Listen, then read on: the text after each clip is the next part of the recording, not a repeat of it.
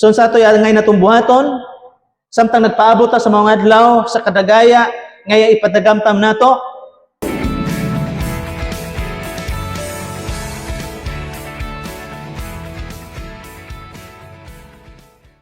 Naglaom man ta dito, di ba? O kay naglaom ta, sigurado nga moabot gud na. Kay naa man gud na, gitagana o gireserve na sa Dios nato. So kay wa pa man na moabot, unsay angay natong buhaton? Ang giingon ni Jesus Christ sa Matthew chapter 25 verse 13. Mao diha ra ko mag-focus. Unsay giingon diha ni Jesus Christ? Pag tukaw kamo. So ingnay mong tupad, pagtukaw. Pagmata, paamo tulo ka? Karong oras ipatadukaon. Pagtukaw ka mo, nganuman, mato pa ni Jesus Christ, kay wala ka mo mahibalo sa adlaw o sa takna. Anos si Jesus Christ mubalik. Wata masayod. Doon ay mga hitabo na pwedeng moabot sa itong kinabuhi. Wata masayod niya na. Ang kamatayon, wata masayod, anos ang moabot. Mga peligro, wata masayod, anos ana moabot. Wata nang andoy, niya ng butanga, pero moagi kita. Niya na. Unang sa pagpangalagad nako sa Ginoo, sa una, nagwali ko, makadungog manggutag mga pastor, no, sa una, dagang kay mga pastor, nga magwali, nga muraog, na gitawag false assurance. Nga sa ilang mga mensahe, more on prosperity, blessings, and healing. Ugway problema diha. Pero ang problema mauni, wala giandam sa maong mga mensahero ang mga believers sa pag-atubang sa posibleng atubangonon sa mga Kristohanon. Samtang nagpaabot sa maong himaya nga gi-reserve sa Dios atong kinabuhi dito sa gingharian sa langit. Unsa may angay natong buhaton? Dapat ang unsa man magtukaw. Matud pa ni Jesus Christ, pagtukaw kamo, kay wa mo masayod kanus anak moabot adlaw. Kay moabot ning maong kadagaya sa kinabuhi unya sa pagbalik ni Jesus Christ. Now karon ato i-expound tanawon. Ug tanaw nato unsa nang pulong pagtukaw. Unsa ang ipasabot diha ni Jesus Christ. Ngamingon siyang pagtukaw kamo. Number 1, ang pulong pagtukaw kana nagkahulugan og pangandam. Mangandam ta sa tanang higayon. Atong balikan ang sugilanon sa napulo ka babae nga birhen.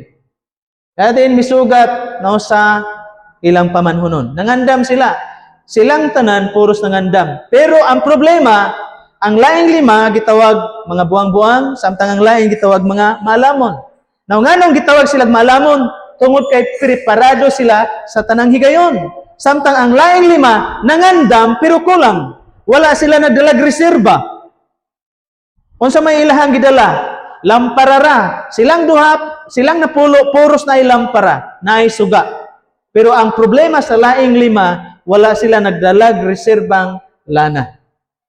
Munang niabot ng pamanhunon, hapit na mahurot ilaha, pwede silang mahutdan. Samtang ang laing 5, unsa ilang gibuhat, nagdala sila reserba nga para ragod sa ilaha. O kana nagpakita mga kaigsunan, gisugilon ni Jesus Christ ang maong sugilanon. Aron kita tudloan ni Jesus Christ kung unsay angay natong buhaton samtang nagpaabot ta sa maong kadagaya sa kinabuhi nga ihatag niya sa tanang mutuo, sa tanang magtotoo. Unsay buhaton nato? Mangandam. Hangtod ano sa mangandam? Hangtod sa pagbalik ni Jesus Christ sa tanang higayon. Dapat mangandam ta sa tanang panahon. Dili pwede nga moingon ta, mangandam ko, ugma na ko mangandam. Alayo pa ron. Layo pa. Di pa tingali ron mo balik Jesus Christ, murag okay pa man, linaw pa man. Kinanglan, sa diyang miingon Jesus Christ, pagtukaw kamo, ang ipasabot yan ni Jesus Christ, nga dapat mangandam kita sa tanang panahon. Dili kay, ugma na ta mangandam, or baka sunod tuig na ta mangandam, or sunod tuig na ko magtininuod sa pagpangalagad sa Ginoo. Ang pagpangandam dapat sugda nato karon. Wala man ta masayod kanus si Jesus Christ mobalik. Tanawa unang Tesalonica 5:1 ngadto sa 3. Apan mahitungod sa mga panahon o kapanahonan mga igsoon, kamo wala na magkinahanglan nga sulatan pa. Ang buti pasabot ni Pablo, klaro na kayo, si Jesus Christ nagsulti ng daan, nga ang pagbalik niya sama sa kawatan, why bisan kinsang nasayod. Dili na dapat pa, ang buti pasabot ni Pablo, dili na dapat unta ning balik-balikon. No. Sa pagsulat, may tungod sa adlaw, sa iyang pagbalik. O wala magsulti si Pablo diri nga mao nang adlaw. Mato pa ni Apostol Pablo sa verse 2, kay kamo nasayod na pagayo nga ang adlaw sa Ginoo moabot raon niya sama sa kawatan sa kagabion.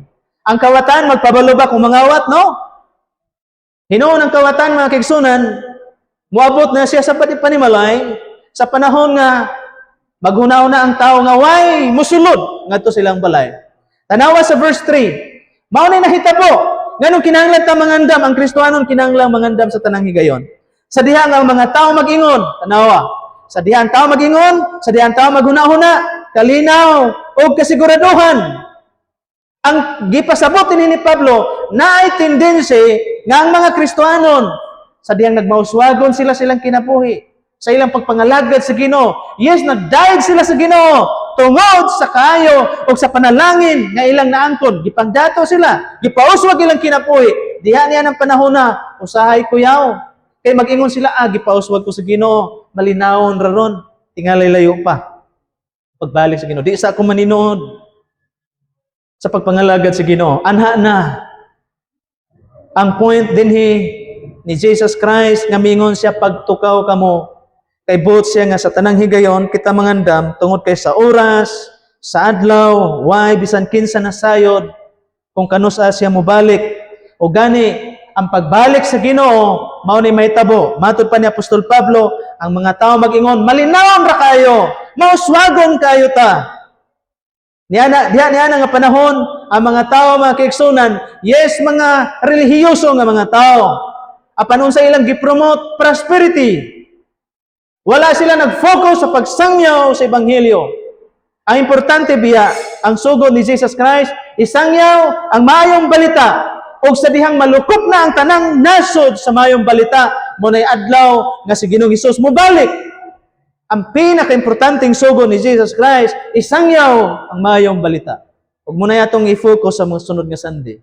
Nga samtang napaabot sa ikaduhang pagbalik ni Jesus Christ, dapat atong buhaton ang iyang sugod. Ang mga pagsangyaw sa Ebanghelyo. Niining tungura, mato pa ni Apostol Pablo, ang mga tao mag-ingon sa ilang kaugalingon, kalinaw o kasiguraduhan, unya sa kalit.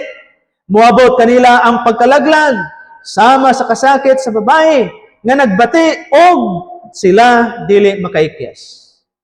Buti pasabot sa maong adlaw, why bisan kinsa makaikyas. Muabot guna sa kinabuhi sa tao.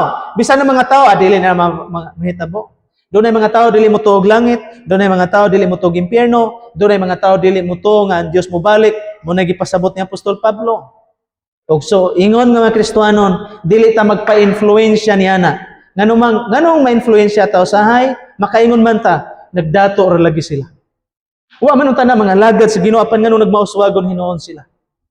Mga kaigsunan, ayaw to tanawa. Pangandam sa tanang higayon. Kay sa panahon nga din relax na niya, din higipakita ni Pablo nga sa pagbalik niya ni Jesus Christ, dili sa panahon nga naay dakong kagubot. Matud pa ni Pablo, dunay kalinaw ug kauswagan sa nasod. Dinhi ma-develop pag-ayo ang false prophets, mga false teachers, mga false teachings. Diha ta magbantay. Diha mosunod ang prosperity. Gipanguswag sila. Busa dagha mga tao madani sa ilang mga pagtulunan. Wa ba mo makita kani nga context, kini nga text nga gisulti ni Apostol Pablo? Naay kalinaw, naay kauswagan. Muna nini nga panahon, daghan nga mga mega churches nga ma-establish. Daghan nga maghuna-una, okay na. Linaw na. Apan matud pa ni Apostol Pablo, diha niya ng panahon na ang problema. Moabot ang kalaglagan sama sa babae nga manganak. So kanang buntes, mga babae, sila gyud maka-relate ani. Sa diyang nagsugod ka pagsabak, kabalog kang manganak na ka. Muabot kud ang adlaw nga manganak ka. Muabot ang adlaw nga magpingit ka sa kasakit. Na sa mga pagpanganak. So sa may gibuhat nila, nangandam na sila. Ingon niya na nga to ang basihan. Kanang adlaw muabot gud na. Wa pa karon, pero sama sa babaeng nagsabak, muabot gud na. So, angay tang mangandam sa tanang higayon.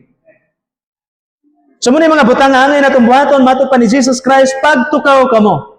So ang buti pasabot nga dapat ta mangandam sa tanang higayon. Tanaway kaduhang punto. Sa diyang mingon Jesus Christ pagtukaw kamo ang iyang gipasabot diha dapat ang magmaigmat, magmabinantayon sa tanang higayon. Muna buti pasabot niya ng pulong pagtukaw, magmaigmat. Kanang taong igmat, no? 300 sa kanabang 360. Imo tubangan, kilid nimo, tanang anggol sa kinabuhi, imo nang bantayan. Now, kanang pulong pagtukaw, usahay, gitranslate na siya sa English, makinig, be watchful. Kanang nga term, muna sa termino, nga din, prinsipyo alang sa mga guard diha sa watchtower kaniadto. So, ang trabaho sa mga gwardya, diha sa watchtower, dapat magbantay sila. Dapat dili sila makatulog. Tanang higayon, sila maglantaw. Tanang anggulo, ilago ng tanahon, munay pulong pagmaigmat. Dapat igmat ka. Magtanaw ka kanunay. Mag-aninaw ka kanunay sa palibot. Kabalumog ngano? Ngano mingon ana Jesus Christ? Tanawa si Apostol Pedro, unang Pedro 5:8. Anong kinahanglan mag-aninaw kanunay? Kay naay leon, si Satanas samag leon. Mato pa din ha pag maigmat, pagbantay kanunay, ang inyong kaaway nga maong yawa naglibot-libot sama sa leon nga nagngulog og nangita og iyang tukbunon. Ang leon, kung iyang ukoyon ang iyahang kanunon, buhaton niya ang tanan nga dili makabantay. Makantay mo na Discovery Channel, mag-ukoy guna. Iyahang tunog, di na mo tingog. Kamantay mo na, kana iring. Parihara na iring. Iring, muukoy na, timing kayo. Dili mo tingog. Muna gitawag nila ninja moves. Di gud mo tingog. Bisag makatunog na siya, dahon, plastic, kana mga rangers, kana mga ranger nga mga army, ilahan na muna ilang gitrain. Nga dapat way kasikas, bisan og 75 kilos ilang gibala, lakip ng ilang armas. Mulukso na sila sa daghang dahon, ilago na i-practice nga dil way kasikas. Ug muna yung sistema, sa dihang mingon ang Biblia nga naglibot-libot, mao na gipasabot diha ni Pedro. Di gug ka kabantay. Sa diha atakihon ka ni Satanas, di ka kabantay. Nga na usahay ma-deceive na ta, usahay malingla na ta ni Satanas. Abi niyo sa atong kinabuhi mga kigsunan, dinhi gipakita ni Apostol Pedro nga din si Satanas pwede kang atakihon anytime. Di ta kabantay. Nga naman, number 1, si Satanas gamhanan. Dili siya nato makita, pero naa siya sa tanang higayon, sa magliyon, nga nangita rag higayon kanus a kaniya atakihon. Muna ang Biblia nag-ingon, ayaw ninyo hatagag higayon ang yawa. Ngunang dapat tamang maigmat sa tanang higayon. Kay si Satanas sa magliyon nga naglibot-libot sa atong palibot aron kita iyahang gubaon ang atong kinabuhi. So muna punto diyan ni Jesus Christ, samtang kita nagpaabot sa mga kadagaya sa kinabuhi ngayang gitaganas tong kinabuhi sa adlaw niya sa iyang pagbalik. Wa man ta nasayod, dapat ta magtukaw. Buti pasabot, mangandam ta sa tanang higayon. Dayon, unsa? Magmaigmat kita sa tanang panahon. O ang ikatulog katapusan mga kigsunan, sa diyang Jesus Christ, bingon nga pagtukaw kamo ang iyang gipasabot diha, barog nga ligon sa tanang panahon. Kinahanglan ta mo barog nga ligon, na kay commitment, bisag unsay mahitabo, magbarog kog ligon. Akong pamilya, akong mga anak, tanan, dapat ato silang i-influence nga mo padayon sa pagpangalagad sa Ginoo. Barog nga ligon. Ignay mong tupad, barog nga ligon. Tinuod biya na, ugma naay posibilidad nga natay atubangon. Wala ko naghadlok sa matagusa. Pero muna'y realidad sa kinabuhi. Sunod semana, naitindin si natay atubangon. Ako sa kong kinabuhi wa ko makabalo. Muna sa tanang higayon, magbarog tangal likon. Tanang higayon. Ug dapat dinhita makasintro kay mismo Jesus Christ, nagpahimangno siya sa mga magtotoo. In this world, you will suffer tribulations. Tribulation ang iyang giingon. Naagay kasakit, naagay kasakitan nga itong atubangon din sa kalibutan. Wala gyud moingon Jesus Christ, kung mga lagad mo nako, di na mo magsakit. Kung mga lagad mo nako, di na mo magproblema.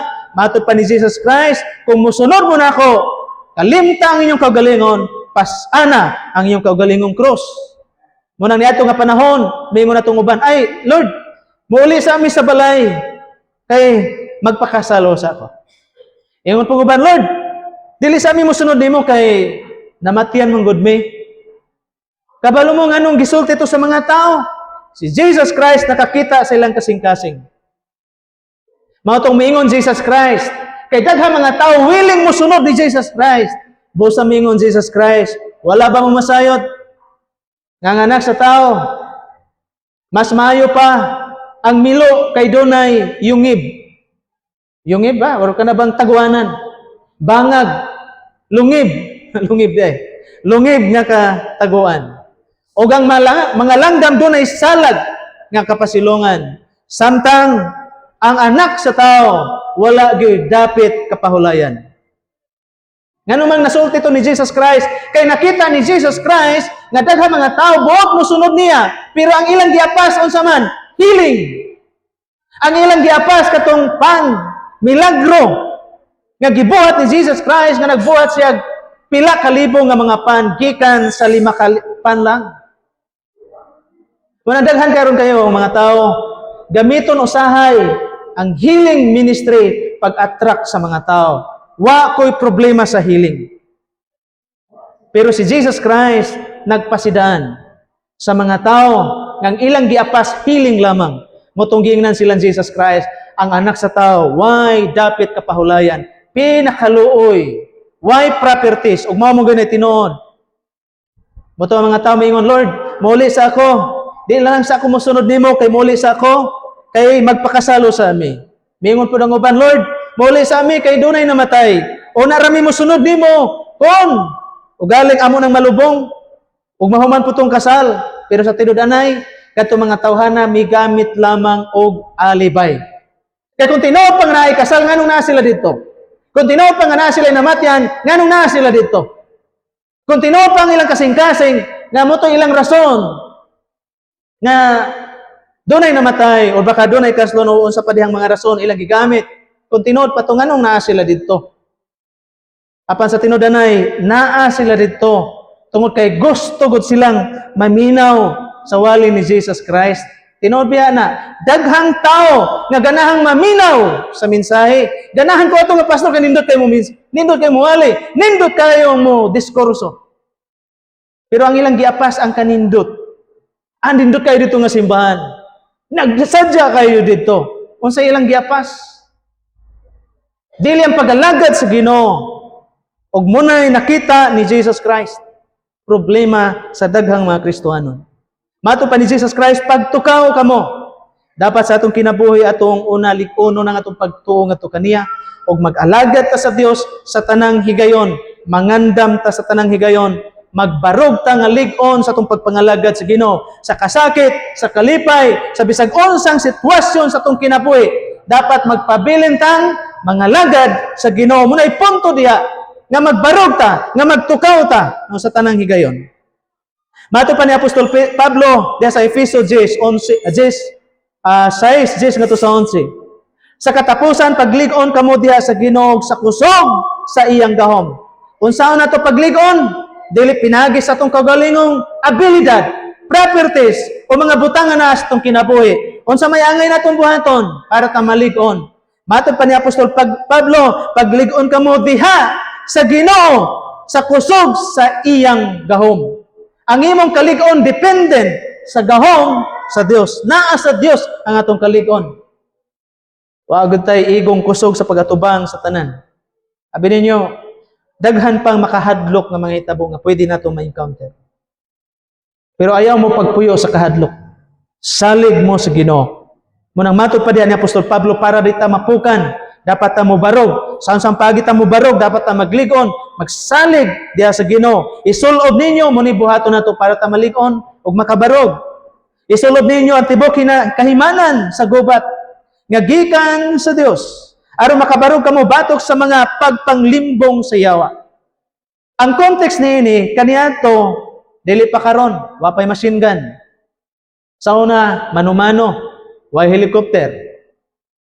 So ang kasagarang armas sa una, mga pana, espada, bangkaw. Muna ang ilang sistema sa una, dapat pumatok ka sa gera kompleto. Gikan sa ulo ngadto sa tiil. Nay helmet, nay taming, nay breastplate, nay bakos, nay sandalyas para sa panggera. Dapat isulob ang tanan, matud pa ni Apostol Pablo. Nganong muna gigamit ni Pablo tungod kay natay kaaway. Buti pasabot, kita nga mga Kristohanon sa matag sundalo, na dapat sa tanang higayon, magsulob ta sa kumpletong hinagipan sa gera. Kaya wata masayod, kanus at atikihon ni Satanas. Aron kamo makabarog, matud pa ni Apostol Pablo, isulob ang tanang kahimanan sa gera. Tanan, gikan sa ulo, ngadto sa lapalapa sa tiil. Verse 12, matud ba niya, kaya atong pagpakig-away, dili man sa unod ug dugo. Tanawa, ang atong gera, dili pinagi sa unod ug dugo. Dili ato isig katao, dili atong silingan, dili atong bana o asawa, dili ang mga tao sa atong palibot ang atong kaway. Ang atong kaway, maong yawa. Ug napailain atong kaway, kabalo mo kinsa ang pinakadelikadong kaaway sa tao? Sa iyong panguna-una, gawas ni Satanas. Kinsa ang pinakadelikadong kaaway sa tao? Doon na iningon, kaugalingon. Yes. Ang pinakadelikado ug destructive na kaaway sa tao ang iyarang kaugalingon. Ug ako gunang nasinati. Ako nang na-experience sa akong kaugalingon. Lisod kayo, buntugo nato ang atong kaugalingon. Once dumalahan nato sa pride, sa atong kaugalingon nga mga panglantaw, panguna-una, mao nay usa sa pinakapeligro may tabo sa atong kinabuhi. Basta mo patigbabaw na ang atong kaugalingon, ang ato ang ego. Kung muna'y mo patigbabaw sa atong kaugalingon, mao nay pinaka-destructive nga sa tagana kahimtang sa tao, defeat no sa tao, pagkapukan sa tao. Abi ninyo, usahay mo ingon ta ba nga si Satanas may pinaka-grabe. Pero akong na-realize, sa history, ang pinakadako ra gyud nga kaaway sa tao, ang kaugalingon. Kabalok mo nga no? Tanawa sa dihang si Ibag Adan. Namiligro ba sila ni Satanas? No. Gitintal una ni Satanas si Iba ug Adan nga naman. Si Satanas bisan siya gawa gamhanan, dili siya makahimo sa pagkontrol sa kinabuhi sa tao. Unsa may gibuhat ni Satanas, iyang gilingla. Sa dihang si Adan ug Iba nalingla ni Satanas, nakasala si Adan ug Iba ngadto sa Dios. Now, sa dihang ang tao nakasala, ang sala mo'y nahimong gahom ni Satanas aron sa pagkontrol sa kinabuhi sa tao. So karon, ang sala naana gitanom na ni Satanas sa kinabuhi sa tao. Naana dinhi, naana ning lawasa. Bisan ako, bisan sa mga pastor, daghang mga pastor na pukan, daghang mga church leaders na pukan. Tungod kay ang pinakadako nga kaaway sa tao, ang iyang kaugalingon, tungod kay ang sala, mga kaigsunan, natanom na sa lawas sa tao.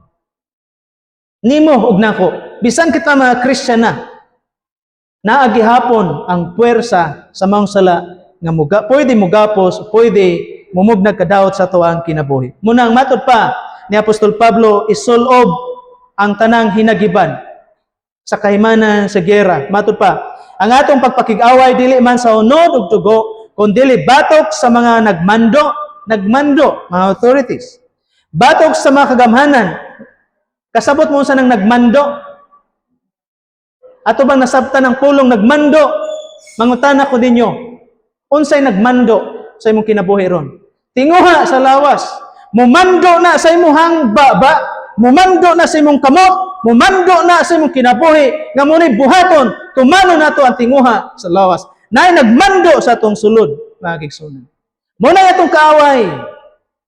Matod pa ni Apostol Pablo, ang atong kaaway mo na, munang wa sa gawas, naasulod, ang lawas nga nagmando sa tinguha ng mangunod, batok sa mga kagamhanan, batok sa mga makagagahom sa kalibutan, nga nangitngitan, batok sa mga dautan nga espirituanong panon diya sa kalangitan, diya sa langit nun, nga dapit. Mao na atong kaaway. Dili gyud ang laing tao. Verse 13, tungod niini, muna atong buhaton. Dad-an ninyo ang tibok kahimanan sa gubat nga gikan sa Dios. Aron makasukol kamo, inig-abot na sa dautan nga adlaw. Naay gitawag dautan nga adlaw. So kung moabot na sa akong gikaingon wa ta masayod. Muna sa atong gingon, dapat ta magmaigmat. Dapat ta mubarog nga lig-on sa tanang higayon. Apan makabarog lang ta kun ato ning buhaton, isulob ni aron kamo makasukol, no, inig-abot no niya ning maong adlaw. O sa mahimo na ninyo ang tanan, kamo makabarog gihapon. So kung atong sundo ni nga gisugyot ni Pablo nga isulob ang tanang kahimanan sa giyera, ato ning buhaton og makabarog ta nga lig-on. Muna giyon sa Bible, makabarog ta nga lig-on. Pwede tang makabarog nga lig-on. Bisan taliwala sa mga kalisdanan, problema or mga uncertainties nga moabot sa atong kinabuhi, pwede tang makabarog. Na number 1, verse 14. Busa barog kamo. Unsang unang kahimanan? Bakos. Binaksan ang inyong mga hawak o ang bakos, nagsimbolo unsa man sa kamaturan. So ang bakos, unsay role sa bakos? Para di ka maulawan sa imong kinabuhi. Tumong ni Satanas pakaulawan ang atong kinabuhi. Nganong kaulawan?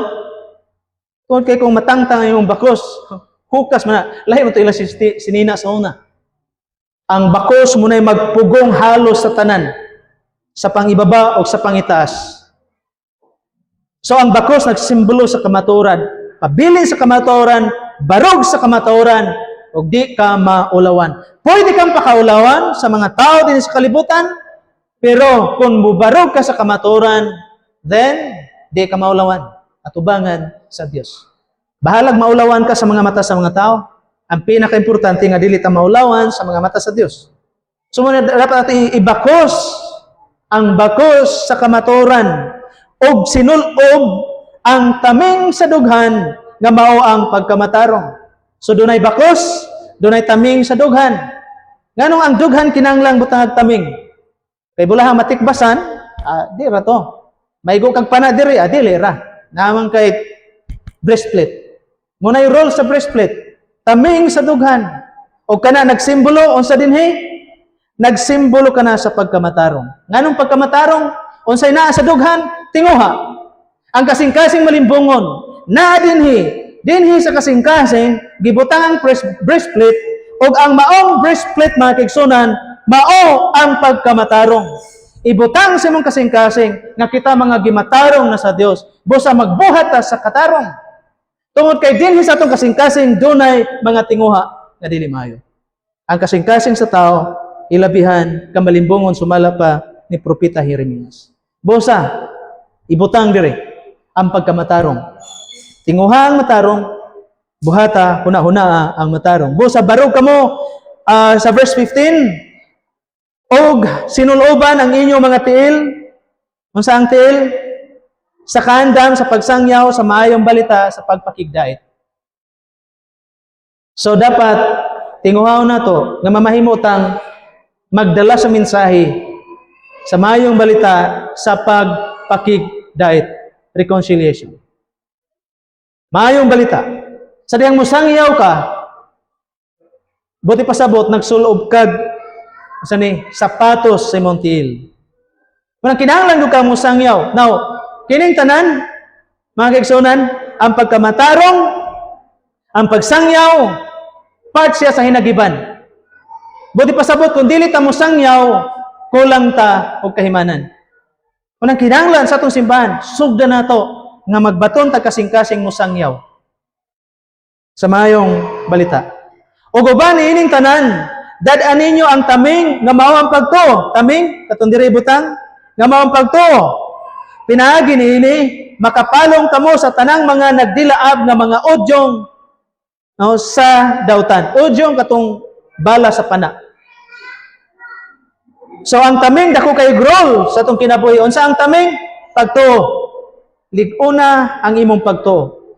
Kay daghang ipana ni Satanas batok sa imong kinabuhi. Unsa man ni? Dili ni pana nga gigamit sa mga archery.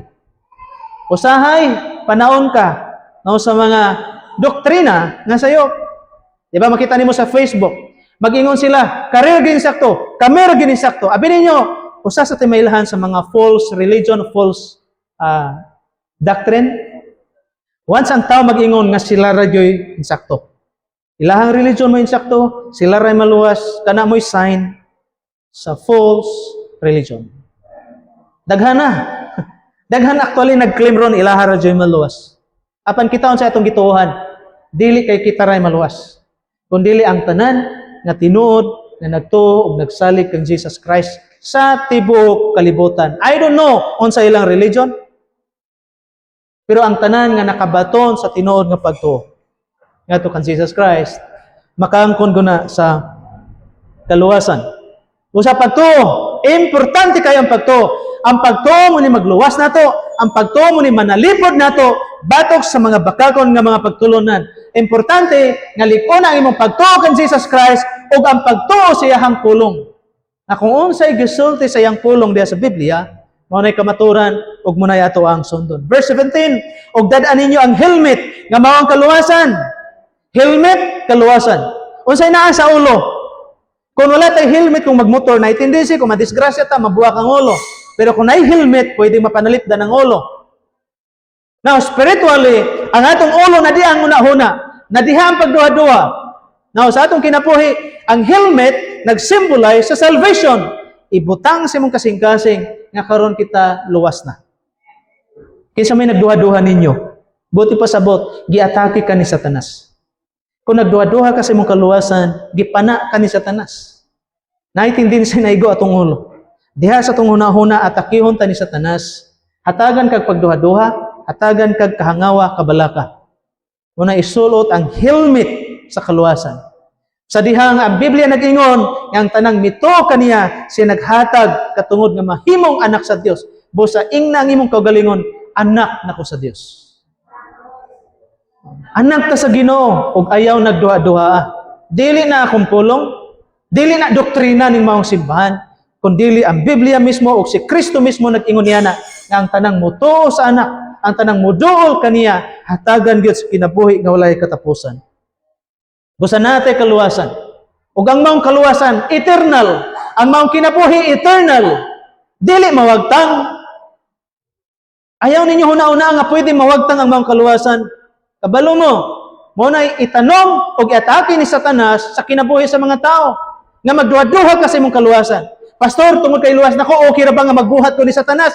Buhat gyapon na ni Satanas pag-atake sa imong kinabuhi para hatagan kag kalibog. Ako nagtuko ang eternal life kung maangkon sa kinabuhi na sa tao, di na siya mawagtang. Doon na ba eternal life nga nay expiration?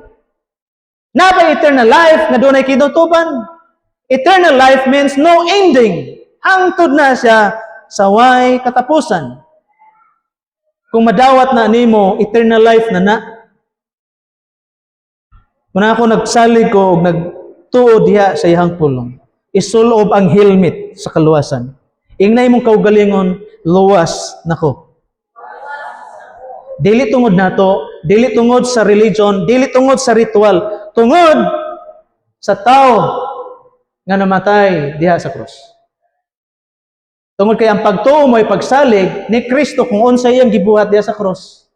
Kaya ang gibuhat ni Jesus Christ diha sa krus motoy trabaho sa pagluwas sa tanang mga makasasala. Unang saliga ang gibuhat ni Kristo diha sa krus. Namatay siya tungod sa atong sala. Nahukman siya tungod sa atong sala.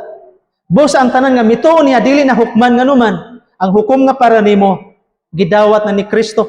Si Kristo may nahukman dito sa krus. Ang silot nga para nato, si Kristo na nidawat sa mga sulot dito sa krus. Ug muna ang mensahe sa Ebanghelyo sa trabaho ni Kristo diha sa krus Calvary. Busa isulob ang helmet sa kaluwasan. Kalo sa kaluwasan. Og ang espada sa Espiritu nga mao ang pulong sa Dios. Ang Biblia mo ng espada. Ang pulong sa Dios mas hait pa sa espada nga duhay sulat. Nga pwede ning muhiwa, modulot sa pinakahiladman nga bahin sa tao. Mo divide sa lawas o espiritu. Mo divide sa kalag o espiritu. So yung na ka-powerful ang pulong sa Dios. Buhi ni siya mas hait pa kaysa espadang duhay sulat. Sa Efeso 6:18 katapusan, pinagi sa bugos nga pagampo o pagpangamuyo, pagampo diya sa espiritu sa tanang panahon. Unsay hangyo ni Paul? Pagampo diha sa espiritu sa tanang panahon. Nganong diha sa espiritu? Kay dapat dili ta magampo base sa tawhanong mga tinguha. Dapat pangayo ang balang espiritu. Kay ang role sa balang espiritu, siya mo'y mugiyapod nimo sa kung unsay angay nimong iampo. Kabalo mo usahay nga dunay panahong way lami iampo. Tungod kay nagpadala ta sa lawas nun. Nakapoy, problema, uway gana. Munang intentionally bangon o pagampo. Diha sa espiritu sa tanang panahon, maunay pagbarugalikon. Anong kinanglan ta magampo sa tanang higayon? Alang nini kinanglan magtukaw kamo, kauban sa bugos nga pagka mapadayonon o sa pagpangamuyo alang sa tanang mga balaan. Diha sa mga pagampo, dapat dili ra ayam po atong kaugalingon.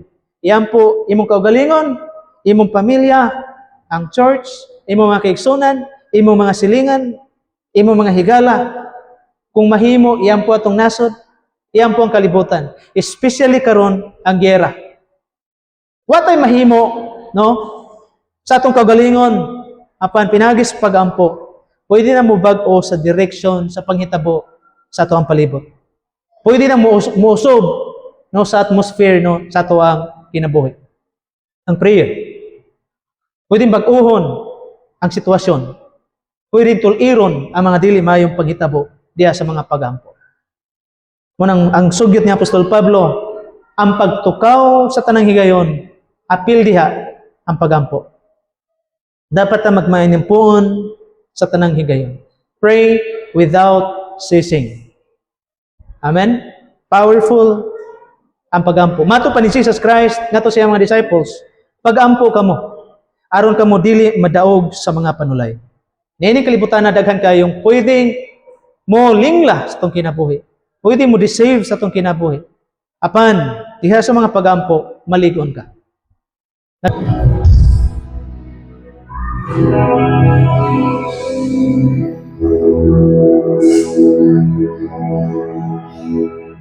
Ngadto kaniya nga may gahom sa pagpugong kaninyo aron dili kamo mapukan og makatugyan kaninyo nga putli og malipayon ngadto sa iyang mahimayaong atubangan.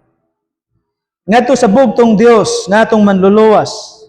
Pinagi kang Hesukristo nga atong Ginoo ang kahalangdon, gahom ug awtoridad sukad pa kaniadto karon ug hangtod sa kahangturan. Amen.